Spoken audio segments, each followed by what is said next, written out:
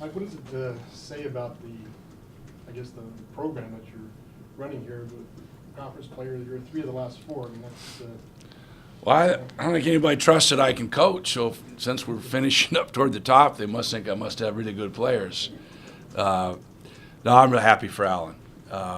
He came in and obviously is a fairly highly touted freshman, but now has worked himself up to where he's conference leading scorer, but he's doing other things. And there's a lot of guys in the league that certainly could have been given consideration, and I'm certainly there's probably arguments one way or the other. But at the end of the day, I think it was probably the logical choice to make, given the fact that he's been drawing everybody's best shot all year long, and kind of had to work really hard to get anything done, and has done that, and has had some really big games. And at the end of the day, we did finish up in second place, and so I'm really happy for Alan. I mean, it is kind of amazing. In the 5 years, we've had three of the MVPs. I don't know what we do next year. Be a lot of pressure on Al coming back. But anyway, so it's good. It's just all good.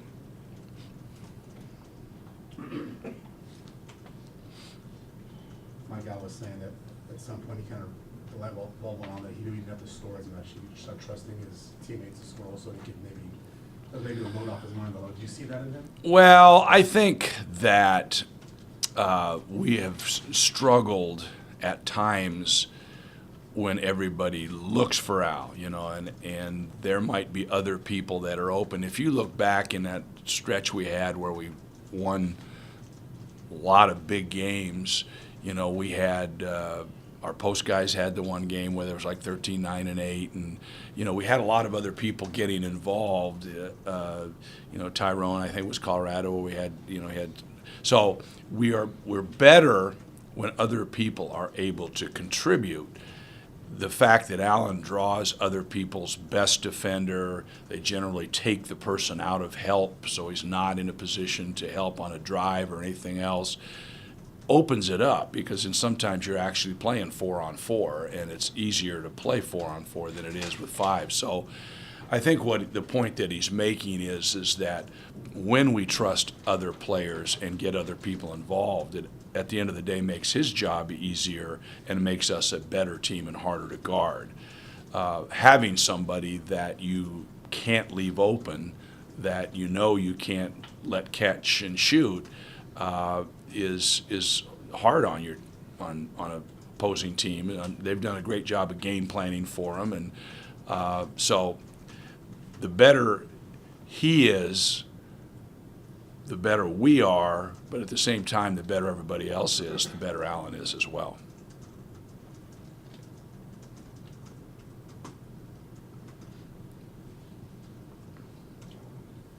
Well, Mike, would you say going into the conference tournament, it's maybe not wide open, but open among the top 4 or 5 teams, or can anybody? Oh gosh, no, it's way more than that. It's you look at the last weekend, for example, and what happened.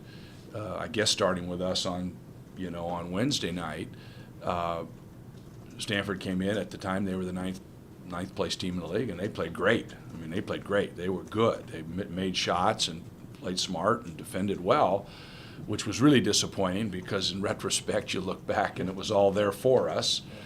We didn't get it done, but you have to give credit where credit's due. And then Oregon goes out and loses twice.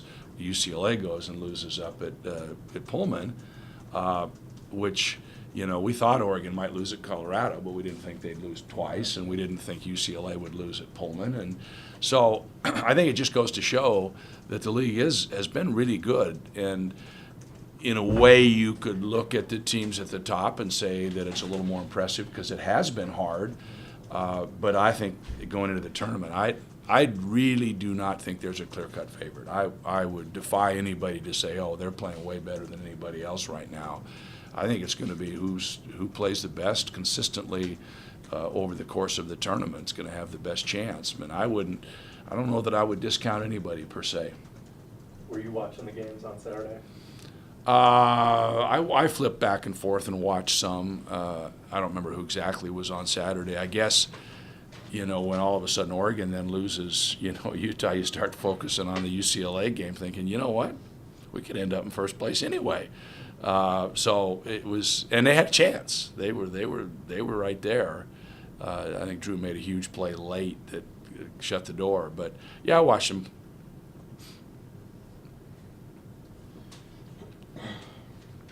How do you feel about your team going into this deal? Well, we had a little hangover from the Stanford loss, and kind of got that out of our system. I think Friday, Saturday, tried to push them a little bit, and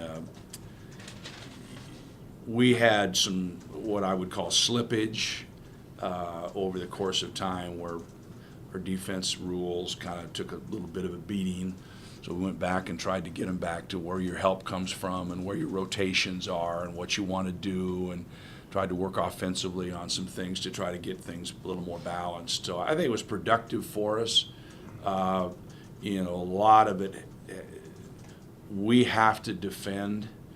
I think up until, last week, we were really defending well, and it was what was keeping us in games. I mean, we were winning 49-47 and whatever we had to do, and then all of a sudden we give up 83 or whatever it was. So we got to get back to defending. We've got to make it a priority. We've got to take some pride in it, and it takes a lot of hard work. It's not easy. It's painful, and it should be painful. But we've got to get back to doing that. Is having 8 days off good or bad for? Well, we took Thursday and Sunday off. So we work 2 days and then come back. Now we'll work going into the tournament.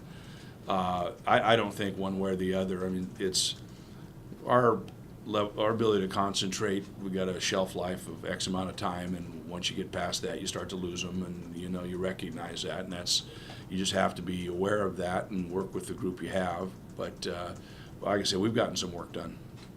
Health of the team is as good as it can be at this point. Getting better, yeah. Ricky's getting better, getting his legs under him a little bit. Don't have anybody that is hurting, so probably best it's been.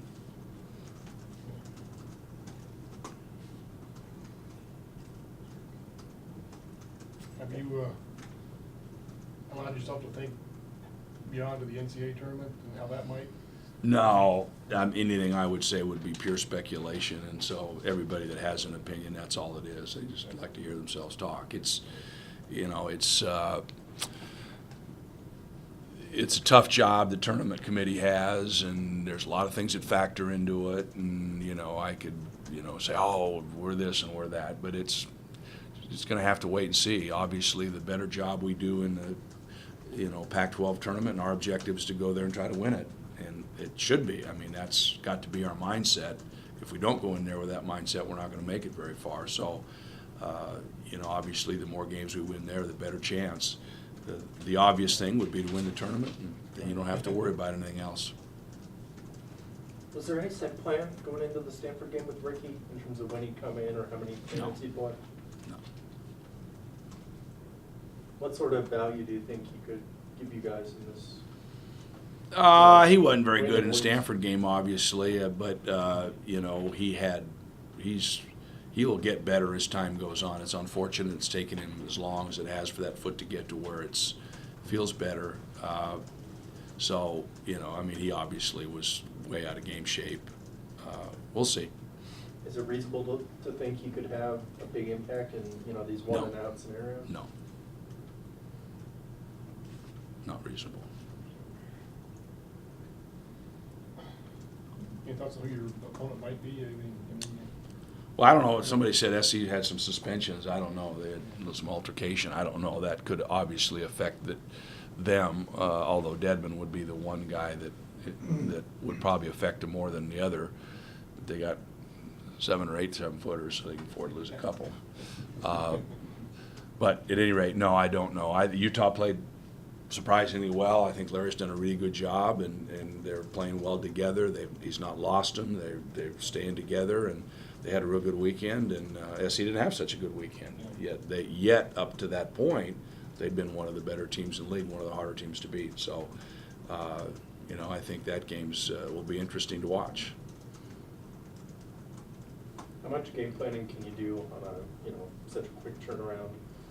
You have to organize- Well, we'll prepare for all the eventualities. We'll know what's possible, what we might see, what people are likely to do based on what we faced last time. So, how they'll handle our offense, what they're likely to do, what they might change. So we'll prepare for that for both teams, how we want to play pick and rolls, how we want to rotate, what we want to do. And truthfully, I think that teams that play the first night are going to have an advantage the second night, just having played in a game on that floor, familiarity, getting the nervousness out of their system. Now, I don't think they'll have a tournament trying to win the tournament 4 nights in a row, but I think that second game, first teams have a little bit of an advantage, depending on how quickly the other teams that haven't played get to work out and get through that thing. We'll have 20-30 minutes on the floor prior to that game, where the teams that have played will have played a full game, and so they'll be pretty familiar with what's going on. Anything else? Are you guys excited at all about going to Vegas, or it could be anywhere as far as for the tournament?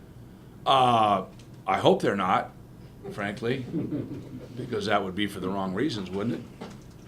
I mean, a hotel room in LA is the same as a hotel room in Vegas. A basketball floor is the same floor. Now, if you're starting to think about the other things, then you're not thinking about what you should be thinking about. Now, the fans, that's different. They can be excited about going there, but players should be going down there with business on their mind. Anything else? Thanks, Coach. All right.